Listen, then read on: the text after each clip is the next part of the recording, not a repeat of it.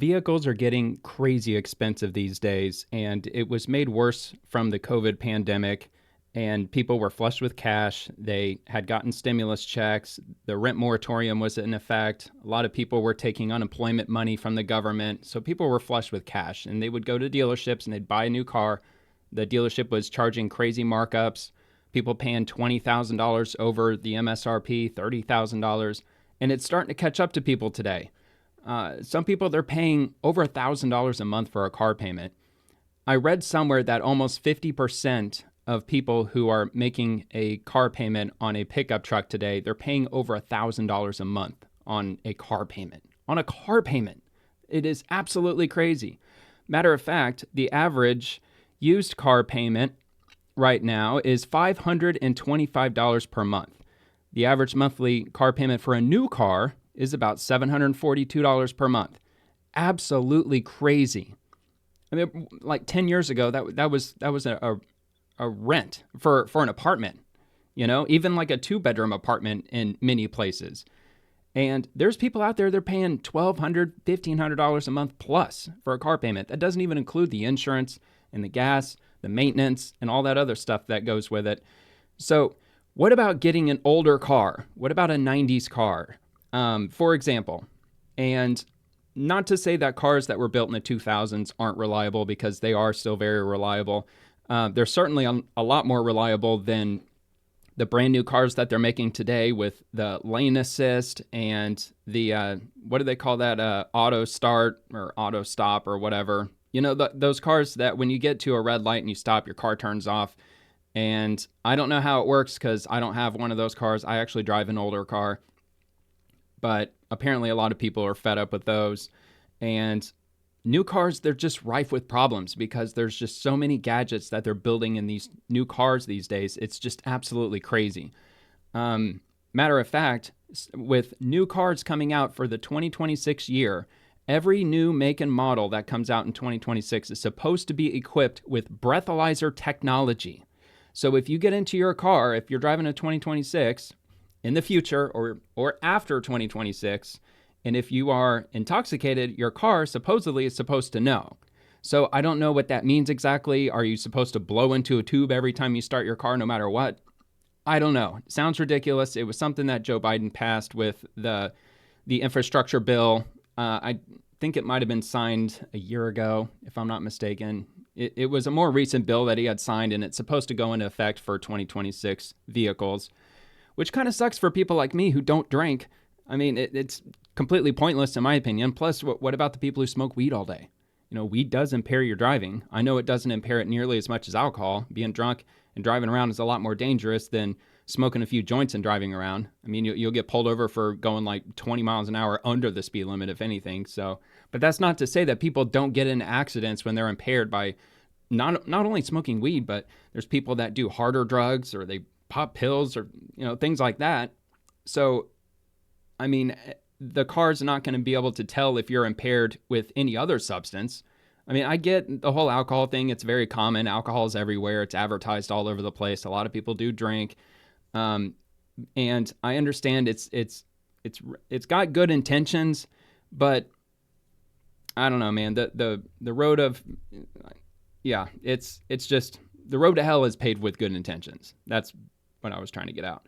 So it's only going to end up leading to cars costing more and more as they add more bullshit to these cars. And if you drive an older car from the 2000s, or if you remember driving a car from the 2000s, or even better in the 1990s, you remember how simple those cars were. They had actual knobs that you can adjust for your heating and your cooling, actual buttons to press. You can actually turn a switch on your signal handle or on the opposite side of your steering wheel to activate your windshield wipers. Just basic mechanical features. Like for instance, I drive a 1999 Mitsubishi Mirage DE 1.5 liter engine. It only has like 92 horsepower. It does not have much acceleration to it at all, but it's very reliable. Currently my odometer, it's sitting at 241,500 miles. I just checked just earlier today. It was like 546 or something like that. But yeah, it's almost at 250,000 miles. And I've had it for 10 years. I only paid $1,100 for it. Here's kind of a stock picture of what it looks like. That's what my car looks like. Little two-door coupe, stick shift. Still has the factory clutch, believe it or not. The lady who owned the car before me, she was the original owner, and she grew up in the Virgin Islands. And if you've ever been out there or in the Caribbean, it's very hilly. It's kind of mountainous terrain. Very challenging to learn how to drive a stick in that environment. So I understand why the car still had the factory clutch, because she knows how to drive one. She's very good at driving a stick. And I grew up with manual vehicles. My dad was an engineer for Daimler Chrysler, so he taught me how to drive a stick the right way. And I've put about 50,000 miles on my car, maybe about 55,000 miles since I got it back in 2015, and the clutch is still solid. The car doesn't smoke, it doesn't leak. I take good care of it. I've changed a lot of parts in it. Like the exhaust manifold I had to change last year because it cracked. Obviously spark plugs. It's needed a new water pump at some point, alternator, brake pads, rotors. Last year I had to get a crankshaft position sensor put into it because I don't know why, but it went out for whatever reason. Oxygen sensors, new battery, a new wheel bearing, tie rods, fuel filter, timing belt. What else? I had to get a new oil seal put in because it was leaking oil when I first bought it in 2015. And about a year after I got it, I got a new timing belt put in it, and they fixed the oil leak. It was like a $20 job to fix the engine oil leak. It just needed a new seal, so it doesn't leak or drop anymore. But yeah, some other preventative parts that I've changed, like the distributor, the fuel injectors, and all this I did on my own. The fuel injectors, the vacuum hoses, fuel pressure regulator, the vacuum solenoid, catalytic converter. I changed that on my own. EGR valve, PCV valve, which is really easy. I did the struts on my own. And all of this stuff I did through YouTube tutorials. You'd be surprised how easy it is to fix parts on your car. You really would be surprised if you just looked up a simple YouTube tutorial on how to do so. And if you have a driveway, or if your friend has a driveway, you have access to like Harbor Freight Tools, where they sell tools really cheap. Like I took my car in to get new tires. They said it needed new struts, and they quoted me $1,600. I was like, dude, I only paid $1,100 for my car like 9 years ago at that point. He's like, yeah, you know, parts are going up, post-COVID, blah, blah, blah, inflation, whatever. Like, all right, well, I'll think about it. So I went to Harbor Freight Tools. I bought a strut kit, a spring compressor kit for like $35. And I did it myself. I bought new struts, cost like $110, maybe $120 online. And I did it myself. And the best part about fixing things on your car is you get to keep all the tools. Like if you take it into a mechanic shop, they charge you an arm and a leg. And you're not walking out with any new tools or anything. You're just walking out with just the fixed part from the car, or with the car. So, yeah, but anyway, yeah, I paid only $1,100 for it. I know I could sell it for a lot more today because cars are just simply more expensive. Even these older cars, they're a lot more expensive now than they were about 10 years ago. But maintenance, I'd say I probably spent about $5,000, give or take, over the last 10 years on my car with all those parts. Most of those parts I changed myself, so I could avoid the maintenance costs to have a mechanic fix it.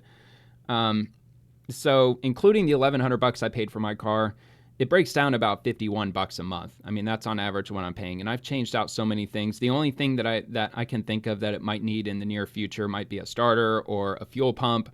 Or a partial engine rebuild. Maybe not in the near future. Down the road, it might eventually need that if it starts like burning oil, which it isn't right now. There's no metal shavings in the oil pan. The original owner took great care of it. I was extremely lucky to end up with that car. So, but anyway, I was looking through these stock photos, and you probably won't believe me until I actually prove it, but I was scrolling through here, and my car is actually in this, in these Google images. So it is this car right here. This is my car. That is my 1999 Mitsubishi Mirage. My two-door coupe. That's it. At the time I took the picture, I had 230,000 miles. That was taken maybe a year and a half, maybe 2 years ago. I posted it to the Mitsubishi Mirage forum because all the Mitsubishi Mirages on that forum, they're all newer. And I didn't find any other ones from the 90s. But yeah, here's another image of my car. That's another one. And to actually show that it actually is my car and I'm not bullshitting, this is on my profile from Spathon. Just did the keyword Mirage, and these are all my pictures on X. And yep, that's my car. That's it. That's my alley. My daughter named my car Alley when I first got it back in 15. But yeah, a whole bunch of neon, or not neon, but LED lights I got all over the car. I probably spent about $250 on all these LED lights. I mean, there's lights all over it. You know, it's pretty simple to install those things, especially these days. They're so small and they're just, yeah, they come with the adhesive already on them. So you just basically just stick it onto your car and you're good to go. But yeah, you know, good times. You can change the colors to any color you want because they all come with that color wheel on your phone app. So, you know, it's fun tinkering around with this car. So yeah, that's pretty much it. That's the new catalytic converter I put in. There's my struts right there and the spark plugs. And my exhaust manifold had a nasty split right down the middle of it, almost split in half. If I flipped it over, I thought I had another image of that on here, but maybe I don't. Yeah, there it is. It was cracked all the way around. I'm surprised it didn't actually split, but that was causing a lot of problems, and I didn't discover that at first. I thought it was the fuel injectors and the distributor and the EGR valve. I changed all kinds of shit before I finally figured out it was the exhaust manifold, and turns out exhaust manifold's extremely easy to change in a 99 Mirage, which it's probably fairly easy to change in most 90s cars, especially four-cylinders, even more especially four-cylinders that are made in Japan, because they're very user-friendly, consumer-friendly when it comes to fixing your own parts on your car, especially if it's a 90s car, but plenty of room to work on. Oh, this is actually a video. I ain't going to play that, but yep, that's my engine. Pretty easy to maintain, pretty easy to work on. Plenty of room. It may not look like it in that picture, but yeah, not too bad. So anyway, what's the point in this video? So I came across this article. This would be on cariqreport.com, more specifically blog.cariqreport.com. So are cars built in the 90s, are they more reliable than modern vehicles? And I thought this was a pretty interesting article. And I also came across another article that will show cars that were built in the 1990s that are still very reliable and very strong today in 2025. So I'll go ahead and read this article. I thought it was a pretty interesting read. So there's a never-ending debate in the automotive world about vehicle dependability and whether cars built in the 1990s are more reliable than those produced in today's technology-infused modern era. You know, the more things that they put in new cars, the more things that can go wrong. And that's an expression that's probably decades old at this point. There's just way too much, man. They got heated seats. They even have cooled seats now. I guess somehow air conditioning can flow into your seats somehow. Your steering wheel's heated. It's ridiculous, man. It's absolutely ridiculous the amount of crap that they have in these cars. And you know, if one thing breaks, it's going to lead to some cascade effect to where like your check engine light comes on and it's constantly annoying you. Your screen is probably flashing all kinds of these errors and everything over something so stupid like a sensor in your heated seat goes out.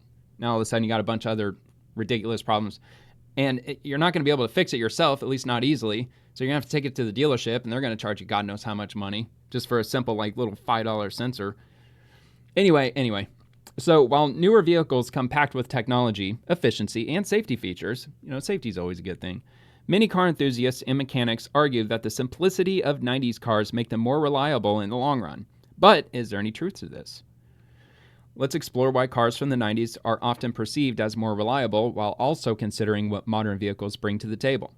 Vehicle dependability, 90s cars versus modern cars. According to the latest 2024 J.D. Power U.S. Vehicle Dependability Study, modern vehicle dependability has seen a decline after the first 3 years of ownership. The study highlights an increase in reported issues across nearly two-thirds of the major automotive brand vehicles, pushing the industry average to 190 problems per 100 vehicles, up by 4 from the previous year, 2023. Additionally, the rate at which problems arise between 90 days and 3 years has also risen, with a 17% increase in issues, up from 12% in 2023. It's a pretty substantial increase in just 1 year. Does this prove that modern vehicles are less reliable than those in the 90s? Well, not quite. The reality is more nuanced than it seems. While cars from the 90s are often celebrated for their simplicity, today's vehicles have seen significant advancements in mechanical dependability, but only in certain areas. For example, modern car components like strut assemblies, shock absorbers, and suspension springs often last longer than those from the 90s due to advancements in design and materials, which, yeah, that's probably true. I mean, like I said, I replaced my struts recently. I will say, though, at least for my car, it was a lot more simple to change than I expected it to be. I can imagine that if you get under a 2024 or 2025 vehicle and you try to change the struts and the assemblies and all that, I'm sure it's probably a little bit more complicated than it was in the 90s. I mean, with my car, you're talking 3 bolts up at the top, the strut mount up top, up in the wheel well or in the engine bay or engine compartment.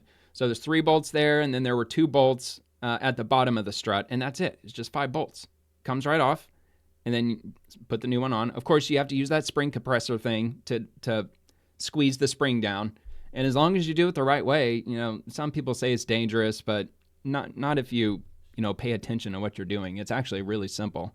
And I had 0 experience in changing shocks or struts, and I did it myself with no problem. It took a Saturday to do all 4 of them. It wasn't that difficult at all. But anyway, the same applies to other essential mechanical components such as the starter, the alternator, and exhaust systems. This is key mechanically. Vehicles from the 2000s are, on average, more reliable in certain aspects than those from the 90s, which I could believe that.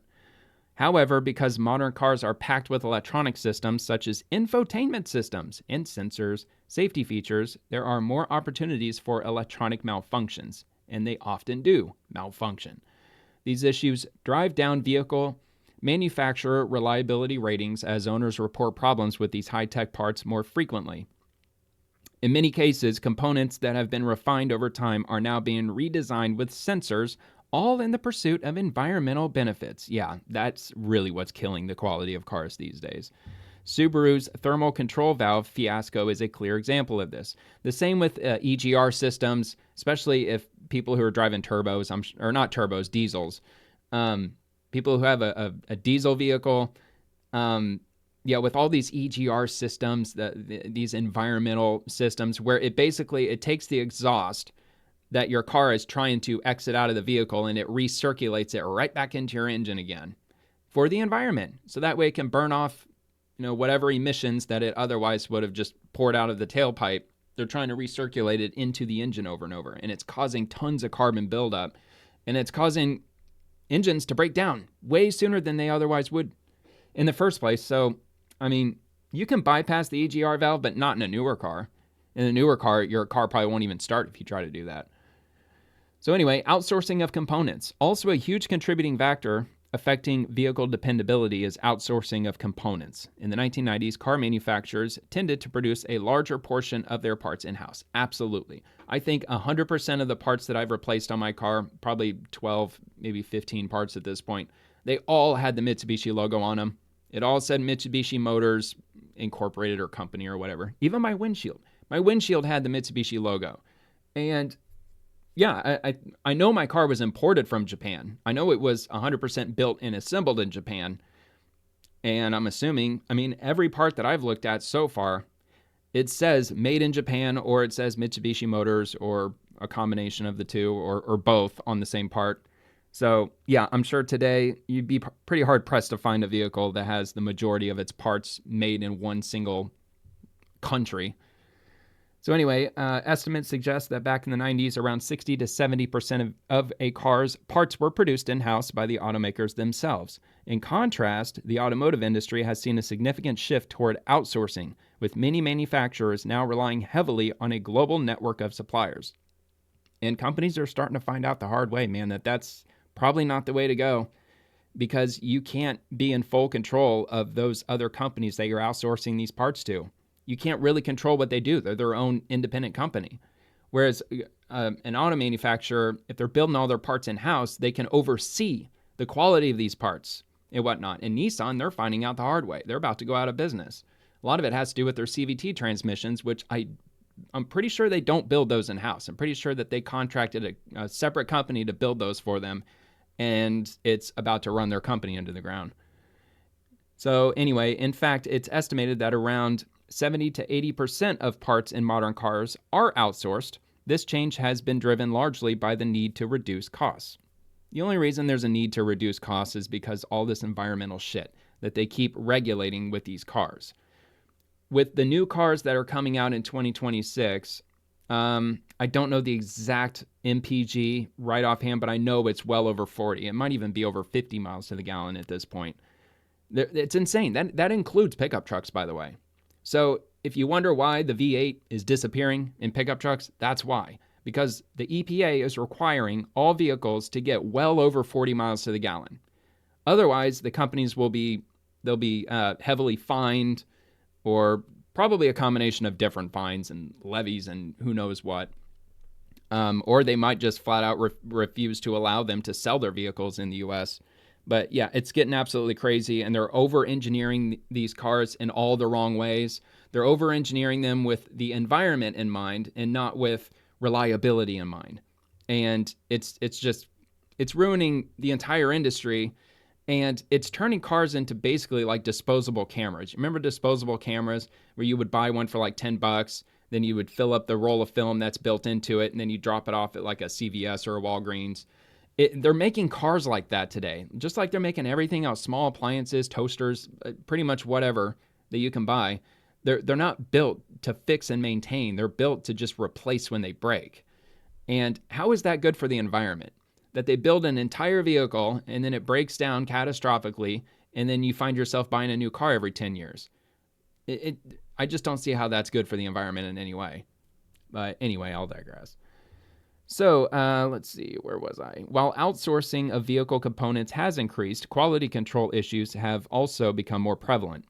So compared to the 1990s, there have been roughly a 30 to 40% increase in the outsourcing of parts in modern cars. This is significant and likely to blame for reliability issues. 100%. One of the main reasons 90s cars are considered more reliable is their simplicity. Vehicles from that era had fewer electronic components, which means fewer things could go wrong. That's what common sense should tell you. Vehicles from Japanese brands particularly were renowned for their exceptional reliability during the 90s. Many of these cars required only basic maintenance throughout their lifespan, and it was not uncommon for them to pass through 3 or 4 owners before any significant mechanical issues arose. For example, a 1990s Toyota Corolla. It didn't have an infotainment system, didn't have forward collision avoidance systems, or engine start-stop technology. That's what I was trying to come up with earlier, making it less prone to the electrical issues that modern cars sometimes face. By the way, that electric start-stop feature, doesn't that absolutely destroy starters, or do they just build starters completely different than they did in the 90s? Because I just can't help but think that if you're starting your car like 75, 100 times a day, wouldn't that lead to the starter going out a lot quicker? Especially if the starter's not even manufactured in-house anymore. They're outsourcing it to probably some Chinese company. I just can't help but wonder, these start-stop technology or vehicles with that technology built in, you're probably going to have to get your starter replaced like every 5 years or something. I don't know. I'm just speculating on that. I'm not saying that I know that or anything, but it's just an observation. In fact, a study by Consumer Reports found that Japanese vehicles from the 1990s had a 50% lower failure rate compared to their American and European counterparts. That's why I drive a Japanese car. However, Japanese brands have increasingly faced challenges due to outsourcing and the complexity of electronic systems in their vehicles. That's why I don't drive a new Japanese car, I drive an old one. This shift has led to a noticeable decline in overall vehicle manufacturer reliability ratings across several models. In fact, a recent study found that the reliability of some Japanese brands have dropped by up to 15% over the past decade due to these factors. Okay. As an example, run a vehicle dependability report for a 2022 Toyota Camry, and you'll find a host of complaints from owners about modern high-tech features. That is absolutely prevalent. You can read about that all over social media. People are constantly complaining, especially about the start-stop feature. The lane assist freaks out a lot of people. A lot of people don't like that, how the car like forces them to get back into the center of the lane when they start to inch close toward the center line or to one of the dotted lines on the road, among many other things. Because now that you got 10,000 different electrical components that could go wrong, one of them absolutely will go wrong, and then the owner is pissed off because they're like, dude, this car's like 6 months old. Why is it already breaking?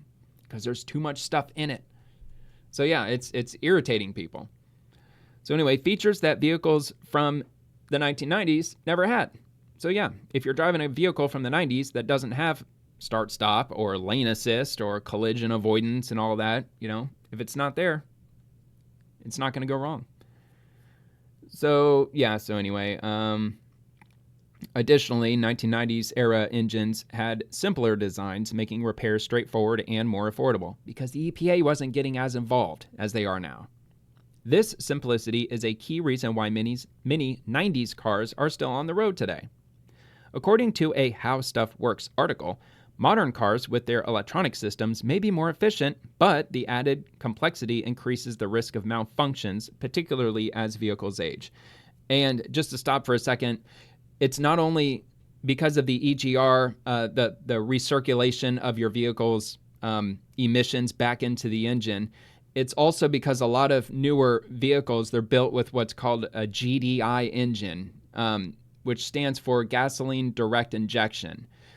A lot of the cars in the 90s, if not most or maybe even all of them, they had what was called port injected engines, which means that the gas mixes in with the air before it reaches your engine, and then your engine with the gas and the air pre-mixed will cause the compression, the explosion, the whole process of the engine doing its thing.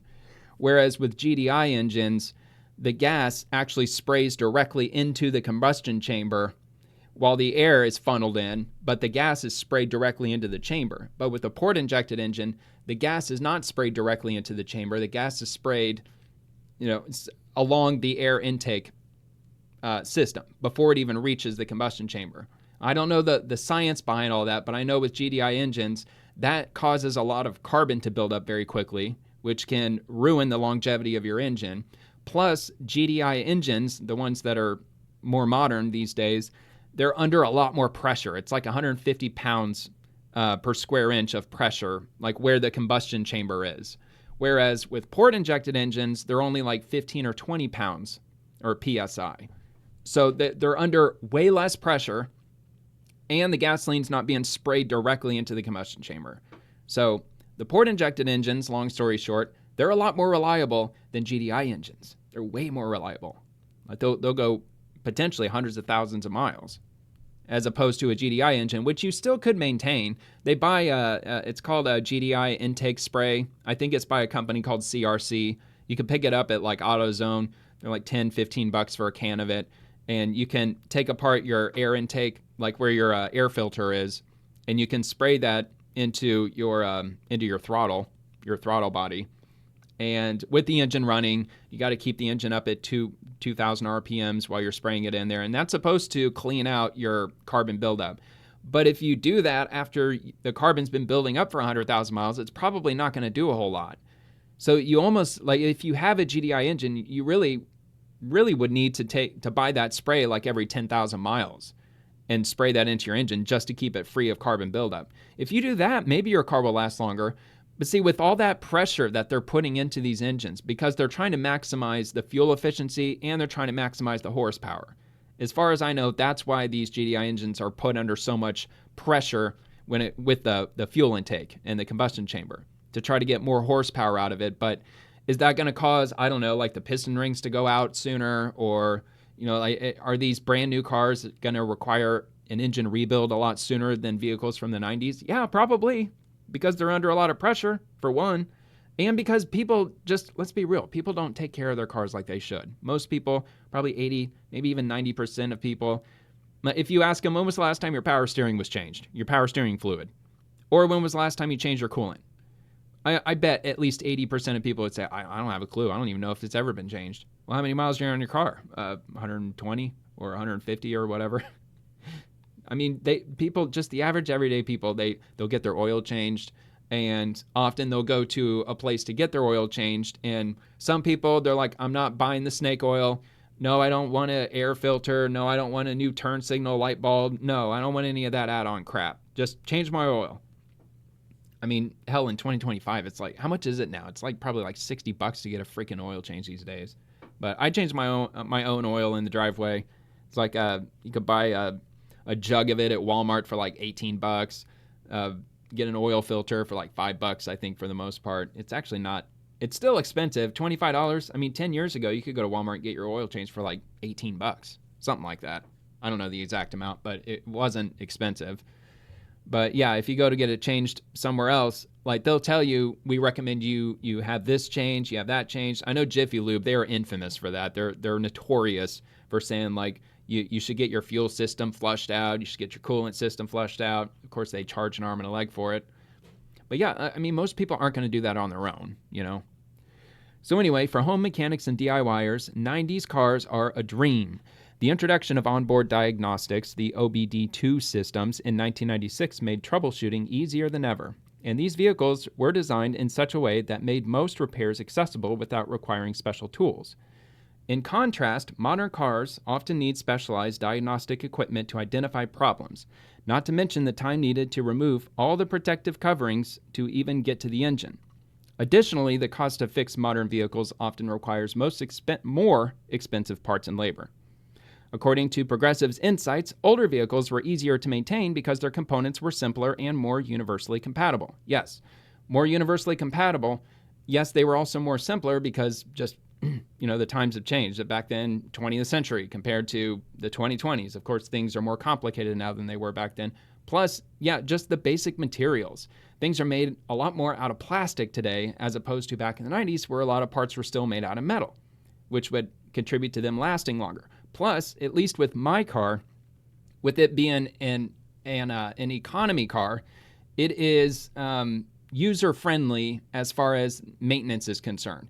Everything is very easy to get at. The air filter can be changed in like 10 seconds. The oil filter is right there. You could twist it right off by hand. I mean, assuming that you don't over-tighten it when you put it on the last time. But even my fuel filter is right there in plain view. Really easy to change. The distributor, really easy to change. Even the fuel injectors, really easy to change. My fuel gauge, the measure thing, I don't even know what it's called, the fuel measure thingamajig that measures the amount of fuel that you have in your tank. Well, mine quit working, so I had to replace it, and I went online and I looked up the schematic and how to do it, and there's this little opening that is underneath my back seat, and you could pry it open with a flathead screwdriver. It pops right off, and it's right underneath that, and you just by hand you can just twist it, give it a half a turn, and it pulls right out of the gas tank.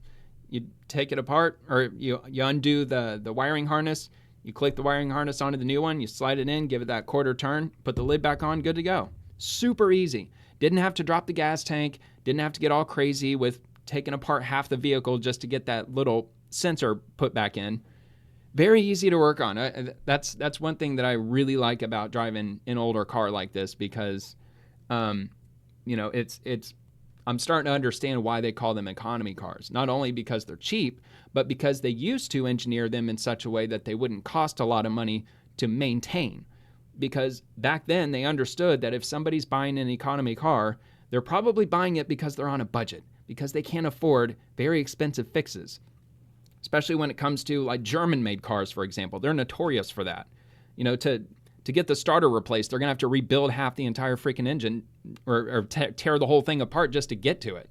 I'm not saying that definitively. I'm just throwing out just a random whatever. I mean, I think you might get the gist of it. But so anyway, let's see. Built for durability. Not all, but many 90s cars were built to last. Many will recall this was the era manufacturers were competing for who made the most reliable vehicles. Vehicles from this era were constructed with sturdier materials, over-engineered engines. That is an absolute fact, especially with Toyota, with Mazda, Mitsubishi, Honda. I mean, just engineered to absolute perfection. I mean, if you kept the oil changed, I mean, you're something else is going to cause your car to break down, and it won't be the engine. As long as you kept the oil changed and you didn't drive it like an absolute speed demon. But anyway, and oversized brake components. For example, it's not rare to see a 90s era Land Cruiser or the Lexus LS400 still on the road today. The same goes for 90s Toyota Corollas, Chevy and Ford trucks, and many Honda vehicles. And I would honestly throw out Mazda too. I know Mitsubishi, some will say that they're junk, other people will say they're rock solid. Yeah, it's kind of a mixed bag when it comes to Mitsubishi specifically. Like at least as far as maybe the late 90s are concerned. But yeah, definitely Mazda I'd probably put in that camp too, because they seem to be pretty reliable, at least in my opinion, as far as I've seen. Many of these vehicles even having clocked hundreds of thousands of miles and still going, especially Toyota, man. Toyotas will last forever. Let's see, vehicles like the Lexus LS400, which, if you didn't know, Lexus is a Toyota, and the BMW E36 M3 were known for their bulletproof engines and robust build quality. These cars didn't need as much frequent or expensive maintenance as many of today's vehicles. Yeah, see, they already built all these engines. They manufactured these engines to perfection. So there is no reason why they couldn't just take that exact same engine and just build it today, because they did it, well, almost going on 30 years ago. They did it 30 years ago. So why can't they just start building that exact same engine again? And a lot of the reason why they don't, at least not in the US, is because the stupid EPA, the federal government, and the ridiculous regulations. And a lot of it's probably because of lobbying firms, and there's a lot of interests, a lot of financial interests involved when it comes to over-engineering these cars to insane proportions. So while the 90s cars had their strengths, modern vehicles have seen significant improvements in areas like safety, fuel efficiency, and long-term reliability. For instance, spark plugs will last well over 100,000 miles. Yeah, that is true. Back in the 90s, as far as I know, spark plugs lasted 30,000. Well, maybe not even the 90s. Maybe that goes back to the 1960s or 70s or so. They used to make spark plugs out of, I think, copper, and now they're made with what's that stuff called? There's titanium. There's another one. It starts with a D, duridium or something like that. Anyway, yeah, spark plugs today, they'll last easily 100,000 miles. So if you go and you want to get your spark plugs changed, or if you're doing it yourself, you can have the choice between the $5 spark plug or the $12 spark plug. Go with the $12 spark plug. Trust me, you'll be happy you did. I mean, it just goes with the old saying, you get what you pay for. Cooling and exhaust systems will often last the life of the car. Cars built from 2012 onwards have shown a steady improvement in mechanical reliability. However, the same can't be said for their electronic systems. The nostalgia factor. For many car enthusiasts, the appeal of 90s cars goes beyond just reliability. There's a nostalgia for mechanical feel of driving, the lack of overwhelming tech, and the simpler times when cars were purely machines rather than computers on wheels. Amen to that. Because I don't know if I mentioned that. Yeah, with my car's a manual. It's a 5-speed. Still has the factory clutch in it. Oh, yeah, I did. I mentioned all that earlier. Yeah, that's right. Sorry, I was having a brain fart. So anyway, let's see. This emotional connection combined with the relative ease of maintenance makes 90s cars highly prized by certain segments of drivers. It's so nice to just have a car that shifts itself, especially an older 90s car. It's buttons, it's knobs, it's mechanical. It's 99% just machine. And that's it. You're shifting it yourself. You're in full control of the car. The gauges aren't built into fancy flat screens or anything. They're actual real gauges, with the little plastic needle that moves up and down and whatnot. It's just nice, man. It's nice. It's reliable. It's great. Cheap as hell. Anyway, final thoughts. In the end, 90s cars were built with durability and simplicity in mind, making them easier to maintain and more robust in many respects. However, when it comes to mechanical reliability, mid-2000s era cars are generally more reliable overall. However, vehicle dependability varies greatly across all major brands, with both having its share of hits and misses. That's why doing your research before buying is vital, of course. If you don't want to get stuck in a vehicle after only a year, which was once reliable but now faces new issues common in today's modern cars. So while modern cars are more advanced, safer, and often more fuel efficient, their electrical complexity is often the reason for the less than stellar reliability ratings. The debate between the two eras will continue, but both have their merits depending on what drivers value most.